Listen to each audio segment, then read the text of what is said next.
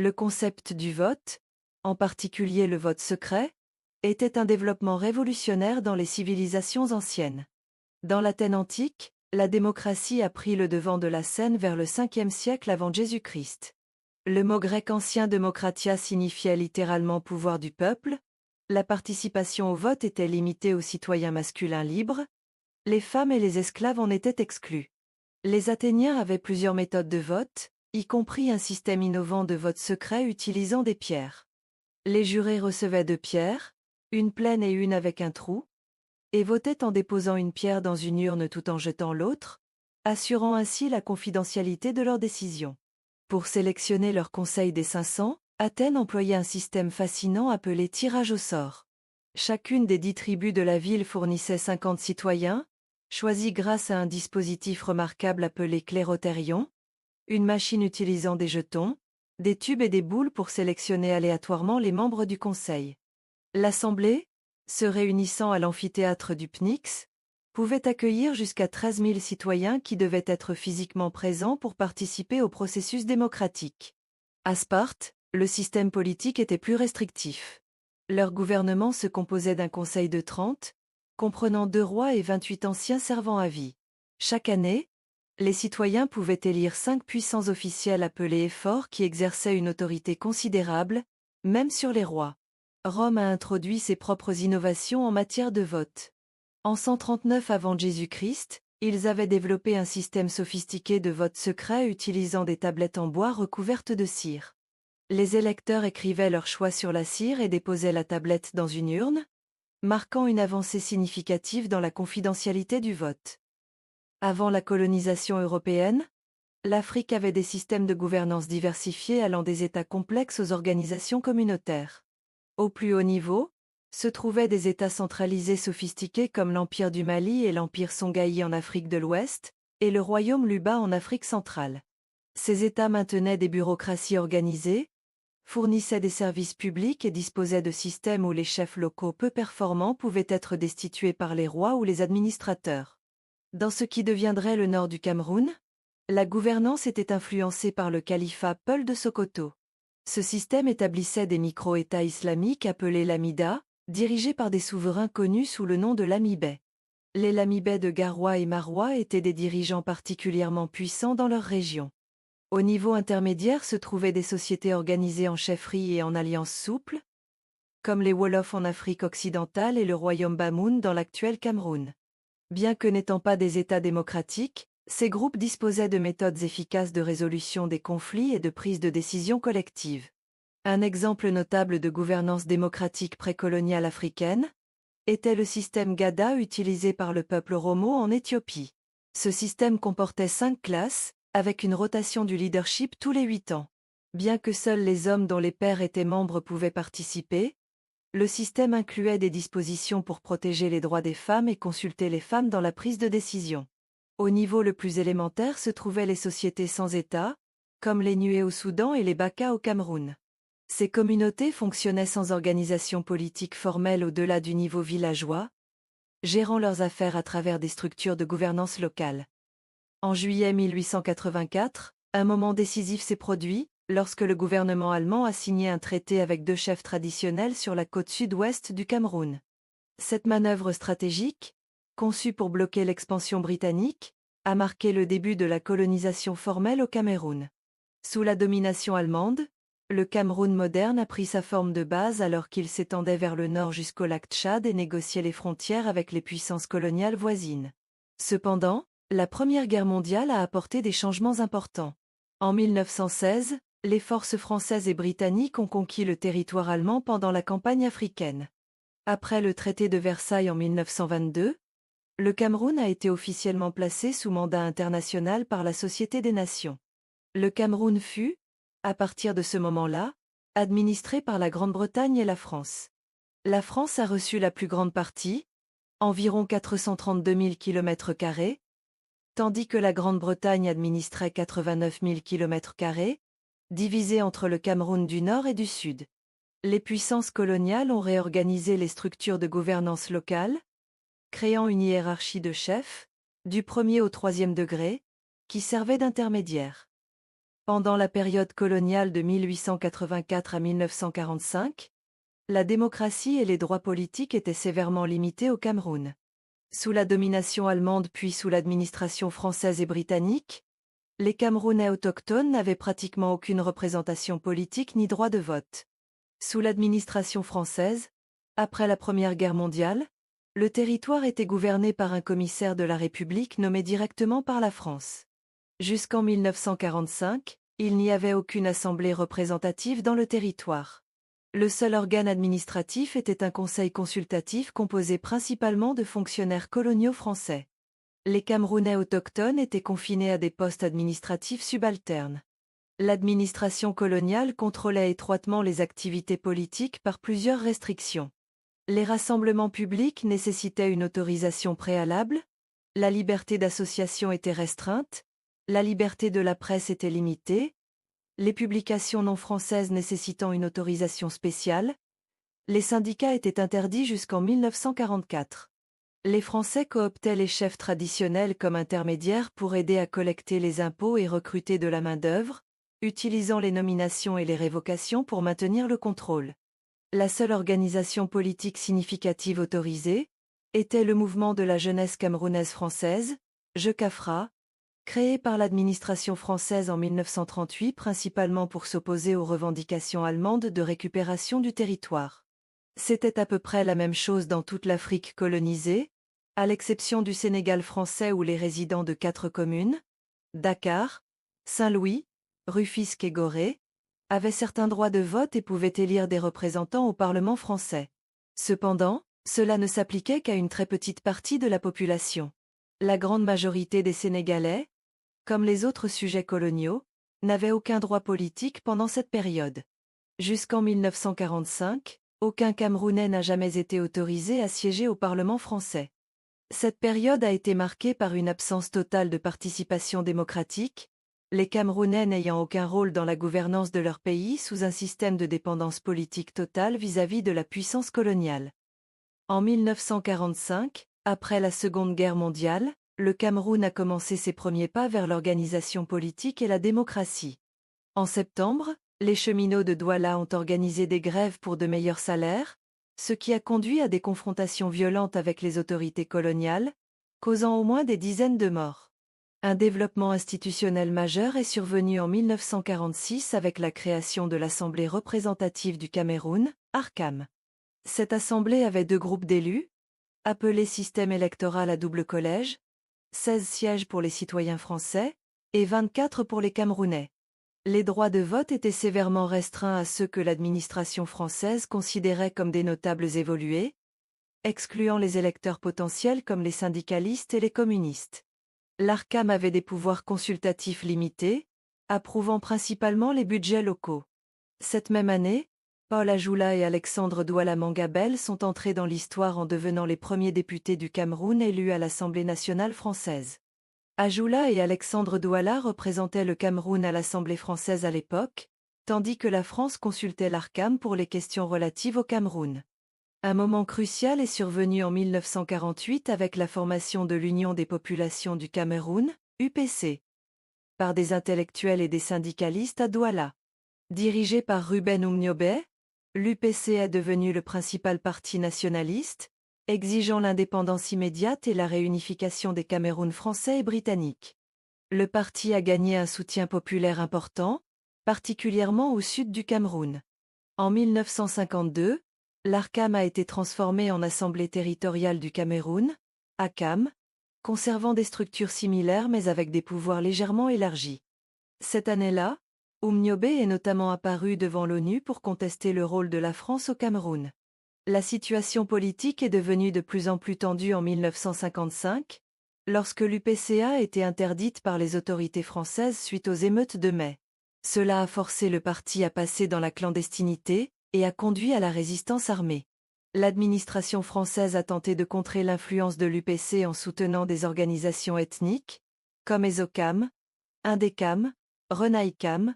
Celles-ci ont eu un succès limité. En 1956, sous la loi cadre, le suffrage universel a été introduit et l'ACAM est devenue l'Assemblée législative du Cameroun, ALCAM. Les élections de décembre 1956 ont été un moment crucial, bien qu'elles se soient déroulées sans la participation de l'UPC interdite. L'UPC a appelé à un boycott actif, entraînant une faible participation, environ 50%. Les élections ont porté au pouvoir des politiciens plus modérés, pro-français, avec l'Union camerounaise dirigée par Amadou Ahidjo remportant 34% des voix et 30 sièges, tandis que les démocrates camerounais d'André-Marie Ambida ont obtenu 21% et 20 sièges. Comparé aux autres territoires africains français, le chemin du Cameroun vers la démocratie a été notamment plus violent en raison du conflit permanent entre l'administration française et les militants de l'UPC.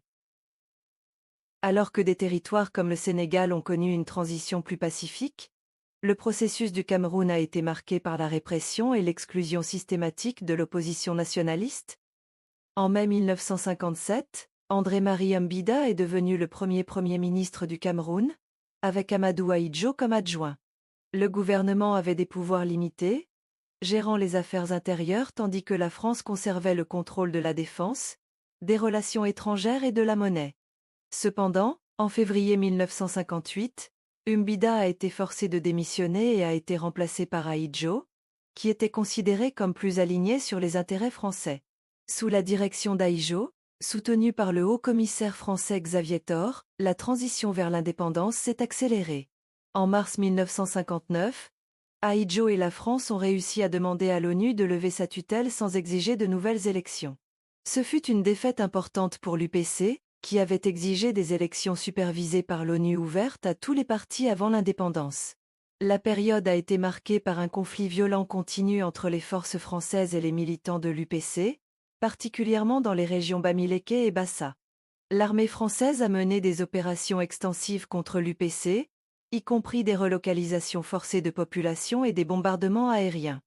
L'administration française a soigneusement géré la transition pour assurer que le pouvoir passe à des dirigeants pro-français, comme Ahidjo, qui maintiendrait des liens étroits avec la France après la déclaration d'indépendance le 1er janvier 1960. Lorsque le Cameroun a obtenu son indépendance le 1er janvier 1960, Amadou Ahidjo est devenu le premier président à travers une élection des députés tenue le 5 mai 1960. En 1961, le Cameroun britannique du Sud a voté pour rejoindre la République du Cameroun tandis que leur Cameroun du Nord a choisi de rejoindre le Nigeria. Cela a conduit à la création de la République fédérale du Cameroun le 1er octobre 1961, apportant une nouvelle dynamique politique avec l'entrée des partis anglophones. Entre 1960 et 1966, Ahidjo a systématiquement consolidé son pouvoir par plusieurs moyens. Il a poursuivi les opérations militaires contre les rebelles de l'UPC dans les régions Bamileke et Bassa avec le soutien français. Il a établi des camps de détention en 1962 pour emprisonner les opposants politiques sans procès. Il a restreint les libertés civiles par des lois limitant les rassemblements publics, limitant la liberté de la presse et les activités syndicales. Il a utilisé la manipulation électorale et des changements constitutionnels pour renforcer les pouvoirs présidentiels. Les élections législatives de 1964 ont démontré la réduction de l'espace démocratique. Seul le PDC, fondé par l'ancien Premier ministre André-Marie Mbida, a osé défier le parti d'Ahidjo, dans la partie française du Cameroun. Malgré la victoire rapportée du PDC dans la région du Nyong et Sanaga, les résultats ont été annulés. Lors de ces élections, la plupart des leaders de l'opposition étaient soit en exil, soit en prison. En 1965, Ahidjo s'est présenté sans opposition à la présidence et a gagné. En 1966, il a atteint son objectif de créer un État à parti unique, forçant la fusion de tous les partis légaux dans l'Union nationale camerounaise, plaçant les leaders de l'opposition comme André-Marie Mbida en résidence surveillée, marginalisant les partis politiques anglophones par un arrangement de partage du pouvoir inégal. Ce modèle de consolidation du pouvoir à travers des systèmes à parti unique était courant dans les États africains nouvellement indépendants pendant cette période. De 1966 à 1982, le Cameroun a connu une période de régime à parti unique strict sous l'Union nationale camerounaise du président Amadou Ahidjo. L'adhésion au parti est devenue obligatoire pour les fonctionnaires, tandis que les non-membres faisaient face à diverses formes de discrimination et de harcèlement dans les bureaux administratifs et aux points de contrôle routier. Le processus électoral pendant cette période était essentiellement une formalité, Les élections présidentielles de 1970, 1975 et 1980 ont vu Ahidjo gagner avec 100% des voix. Les élections parlementaires de 1970, 1973 et 1978 ont similairement abouti à l'Union nationale camerounaise remportant tous les sièges. Plutôt que de véritables élections, la direction du parti, dominée par Ahidjo, sélectionnait les candidats, et les citoyens ne faisaient que ratifier ses choix. Le régime d'Ahidjo exerçait son contrôle par plusieurs mécanismes. L'Union nationale camerounaise était devenue un instrument de surveillance et de répression, collaborant avec l'armée. Les camps de détention établis en 1962 ont continué à fonctionner, permettant l'emprisonnement sans procès. Les libertés civiles étaient sévèrement restreintes, y compris des limitations sur les rassemblements publics, la liberté de la presse, les activités syndicales, la liberté de mouvement, nécessitant des permis de voyage. Un changement constitutionnel important est survenu en 1972, lorsqu'Ahidjo a dissous l'État fédéral en faveur d'un système unitaire, centralisant davantage le pouvoir. Cette décision a particulièrement affecté les régions anglophones, érodant leur autonomie. La concentration du pouvoir dans la présidence était si complète que même les ministres seniors avaient une autorité minimale. La présidence, particulièrement à travers son secrétaire général, contrôlait toutes les ressources de l'État et les nominations, les utilisant pour récompenser la loyauté et punir la dissidence. Ce modèle de régime autoritaire à travers un système de parti unique était courant dans les États africains, nouvellement indépendants durant cette période. La période s'est terminée quand Ahidjo a démissionné en novembre 1982, transmettant le pouvoir à son premier ministre Paul Biya, qui est devenu président le 6 novembre 1982, conformément à la Constitution. Au début, la transition semblait harmonieuse et fut même saluée comme un modèle pour l'Afrique subsaharienne. Un arrangement unique de partage du pouvoir émergea, où Ahidjo conserva la présidence du parti au pouvoir, Union nationale camerounaise, tandis que Paul Biya dirigeait le gouvernement. Cependant, cette cohabitation ne dura que 5 mois, se terminant en avril 1983 lorsqu'Ahidjo démissionna de son poste au parti et partit en France. La relation entre les deux dirigeants se détériora rapidement. Les tensions s'intensifièrent dramatiquement lorsque les partisans d'Ahidjo tentèrent un coup d'État sanglant. Selon les rapports, se sentant trompé sur son état de santé par les médecins français et le président Mitterrand, Ahidjo tenta même d'obtenir le soutien du président américain Ronald Reagan en 1984 pour reprendre le pouvoir. Ces actions aboutirent à 2 procès très médiatisés où Ahidjo fut reconnu coupable d'atteinte à la sûreté de l'État et fut condamné à mort par contumace. Ahidjo ne revint jamais au Cameroun, partageant son temps entre la France, l'Espagne et le Sénégal. Il s'installa finalement au Sénégal, où il mourut d'une crise cardiaque le 30 novembre 1989. Malgré une transition turbulente, le système gouvernemental qu'Ahidjo avait créé continua de fonctionner sous la direction de Biya, démontrant la résilience des institutions qu'il avait construites pendant ses 22 ans de règne. Biya avait initialement promis des réformes démocratiques et avait brièvement assoupli certains contrôles de l'État policier en 1983.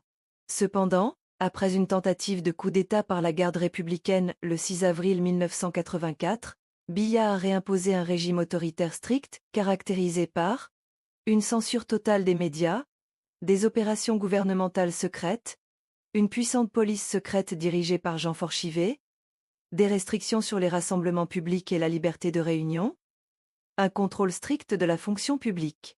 Pour maintenir son emprise sur le pouvoir, Biya a mis en œuvre plusieurs mesures stratégiques. Il a massivement développé la fonction publique, en doublant presque sa taille, financé par des comptes secrets de revenus pétroliers, maintenu le contrôle de l'armée grâce à des officiers loyaux, organisé des élections non compétitives en 1984 et 1988. Remportant 100% des voix, il a utilisé le parti au pouvoir, Union nationale camerounaise, renommée RDPC en 1985, pour contrôler tous les aspects de la vie politique. Il a distribué des emplois gouvernementaux et des contrats pour s'assurer la loyauté des élites locales, centraliser la prise de décision, exigeant son approbation personnelle pour les questions importantes. Les tentatives de l'opposition de contester l'autorité de Biya pendant cette période ont été confrontées à la répression violente des manifestations, des raids policiers sur les maisons et les bureaux, la détention sans procès, l'exclusion des postes gouvernementaux, la marginalisation économique. Cette période de régime à parti unique se poursuivrait jusqu'en décembre 1990, lorsque la pression nationale et internationale croissante a finalement forcé Biya à légaliser la politique multipartite.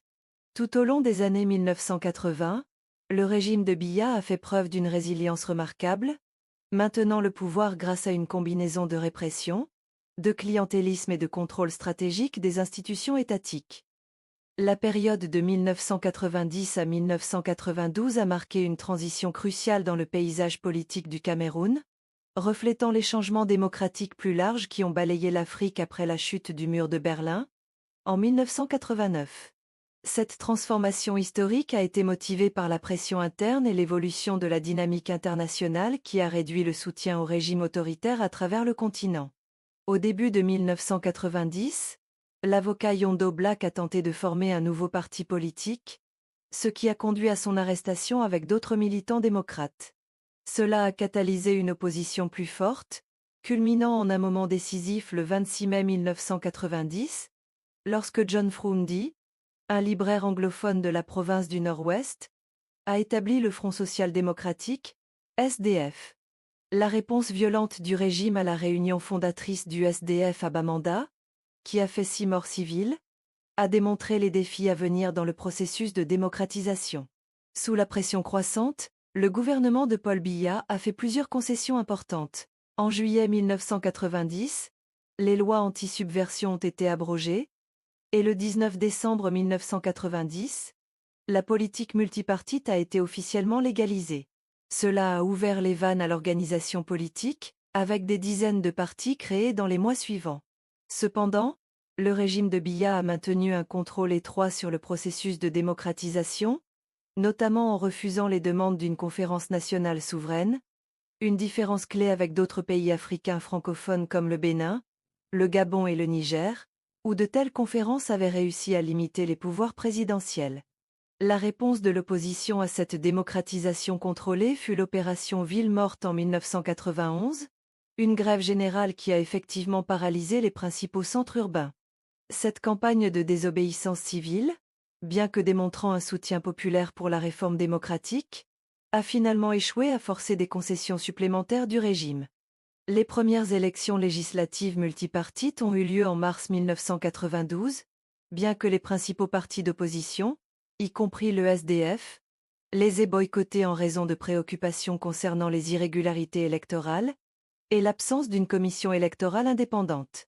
Le Rassemblement démocratique du peuple camerounais au pouvoir a remporté 88 sièges sur 180 et s'est assuré une majorité parlementaire, grâce à une alliance avec le Mouvement pour la défense de la République, qui a remporté 6 sièges.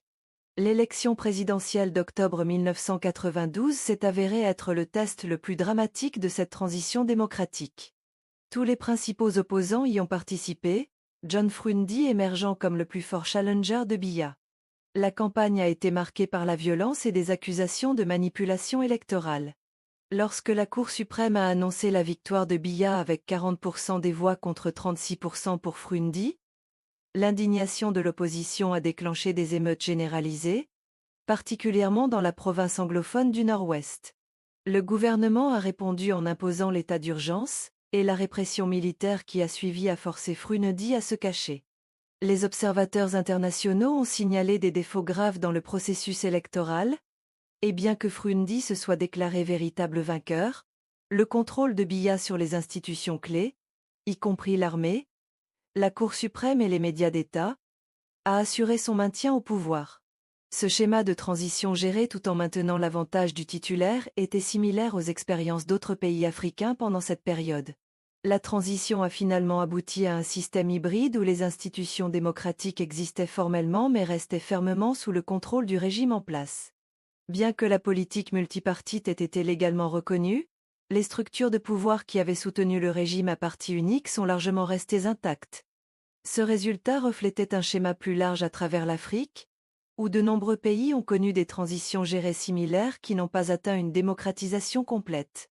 La période s'est terminée avec le régime de Biya ayant réussi à naviguer à travers les défis de la démocratisation, tout en maintenant son emprise sur le pouvoir.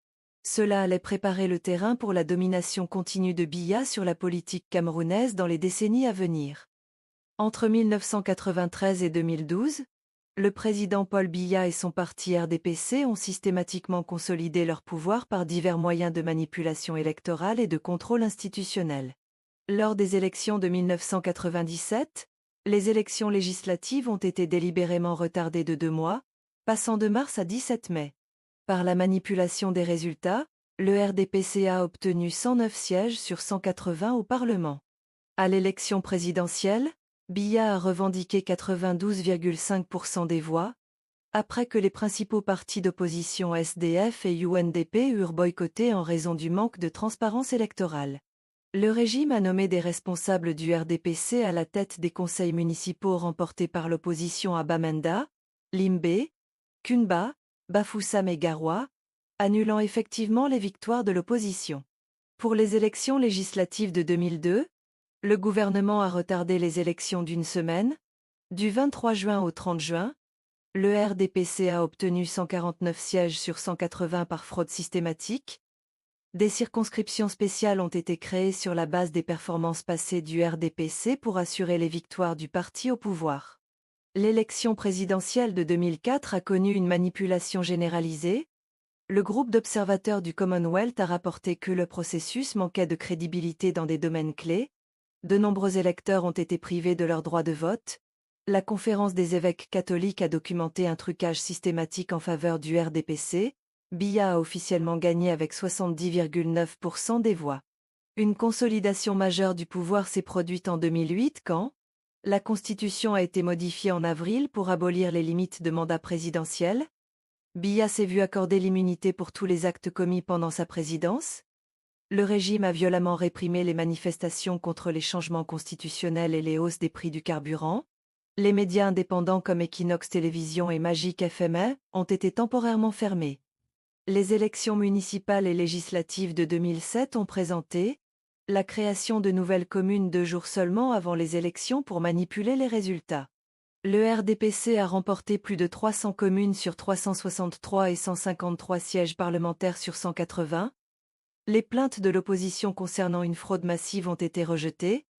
Le gouvernement a utilisé les ressources administratives pour favoriser les candidats du RDPC. Lors de l'élection présidentielle de 2011, le régime a maintenu le contrôle sur Elecam en nommant des fidèles du RDPC malgré son indépendance supposée, a modifié les lois en mars 2010 pour donner au gouvernement la supervision des préparatifs électoraux, a utilisé les médias d'État de manière disproportionnée pour la couverture de la campagne du RDPC, aurait employé plusieurs stratagèmes de vote multiples, notamment le transport d'étudiants, de policiers et de militaires pour voter plusieurs fois, l'acheminement présumé de personnes du Tchad et du Nigeria pour voter, le bourrage des urnes, la création de bureaux de vote fictifs, la manipulation des listes électorales pour permettre le vote multiple, a perturbé les campagnes de l'opposition, a fait rejeter par la Cour suprême tous les recours de l'opposition contre les irrégularités, a déclaré Biya vainqueur avec 77,99% des voix. À l'approche de l'élection présidentielle de 2018, le régime Biya a employé plusieurs de ses tactiques établies tout en s'adaptant aux nouveaux défis. Dès 2015, 3 ans avant l'élection, les partisans du gouvernement ont commencé à lancer des appels, exhortant Biya à se représenter. L'élection elle-même présentait les mêmes techniques de manipulation que lors des scrutins précédents, notamment l'intimidation des électeurs et des représentants des candidats dans les bureaux de vote, l'affichage tardif des bureaux de vote et des listes électorales, le bourrage des urnes et les électeurs avec des inscriptions multiples, les médias contrôlés par le gouvernement, CRTV et Cameroun Tribune, ont accordé plus de couverture à Biya qu'aux 8 autres candidats réunis, tandis que le parti au pouvoir violait les codes électoraux en placardant les villes d'affiches de campagne surdimensionnées. La crise anglophone a gravement impacté la participation, avec un taux de participation atteignant seulement 5 à 15% dans les régions du Nord-Ouest et du Sud-Ouest par rapport aux élections précédentes. Le taux de participation global a considérablement diminué, passant de 79,52% en 2004 à seulement 53,9% en 2018. L'émergence de Maurice Kamto comme challenger puissant a également changé la dynamique. Lorsqu'il a déclaré prématurément sa victoire, cela a déclenché des tensions entre ses partisans et les forces gouvernementales. Les conséquences ont également suivi un chemin différent des élections contestées précédentes. Bien que Biya ait été déclaré vainqueur avec 71,28% des voix, le refus de Kamto d'accepter la défaite a conduit à des manifestations de rue en début 2019. La réponse du gouvernement a été particulièrement sévère, arrêtant Kamto et des centaines de ses partisans, les détenant pendant 9 mois pour charge d'insurrection avant d'en libérer finalement certains sous la pression internationale. Ce niveau de répression post-électorale et le recul subséquent étaient inhabituels par rapport aux élections précédentes. Malgré ces différences, le résultat fondamental est resté le même. Le régime Biya a maintenu son emprise sur le pouvoir grâce au contrôle des institutions clés tout en faisant des concessions minimales face à la pression croissante nationale et internationale en faveur des réformes démocratiques. À l'approche de l'élection présidentielle de 2025 au Cameroun, nous observons les mêmes schémas qui ont défini sa politique électorale depuis l'indépendance. Tout comme en 1992 lorsque la victoire supposée de John Froundi a été niée, ou en 2018 lorsque les allégations de fraude de Maurice Kamto ont été rejetées, le système reste conçu pour empêcher un véritable changement démocratique. Les outils de contrôle établis pendant l'ère Aïjo et perfectionnés sous les 42 ans de règne de Biya restent fermement en place, et l'ECAM, supposément indépendant, est composé de fidèles du parti au pouvoir. Le Conseil constitutionnel, censé arbitrer les différends électoraux, est dirigé par des personnes ayant des liens évidents avec le RDPC. Le ministère de l'administration territoriale continue d'interférer dans le processus électoral, comme à l'époque du parti unique. Les mêmes tactiques utilisées depuis la période coloniale pour restreindre la participation politique sont évidentes aujourd'hui. Application sélective des lois, manipulation des listes électorales et utilisation des ressources administratives à des fins partisanes. En 2024, l'ECAM a mystérieusement supprimé, puis réintégré, 120 000 électeurs des bastions de l'opposition, invoquant des données biométriques manquantes, rappelant comment l'administration française limitait autrefois le droit de vote aux notables évolués. L'opposition fait face aux mêmes défis qui confrontaient l'UPC dans les années 1950, soit accepter la cooptation, soit faire face à l'exclusion. Le parti de Maurice Kamto peine même à faire entendre ses plaintes devant les tribunaux, tandis que les chefs traditionnels et les leaders religieux sont mobilisés pour soutenir la candidature de Biya, comme autrefois les autorités coloniales utilisaient les chefs comme intermédiaires. Même les outils fondamentaux de la démocratie restent contrôlés, la liste électorale nationale n'a pas encore été publiée, les bureaux de vote sont placés dans des casernes militaires et des chefferies traditionnelles, et les médias d'État favorisent massivement le parti au pouvoir. Des schémas établis lors de la transition vers l'indépendance et maintenus depuis.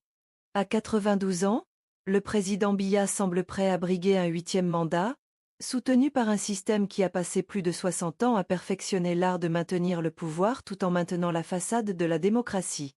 Le même appareil sécuritaire, le même système judiciaire, la même machine électorale qui a validé chaque élection depuis l'indépendance reste intacte et alignée sur le parti au pouvoir.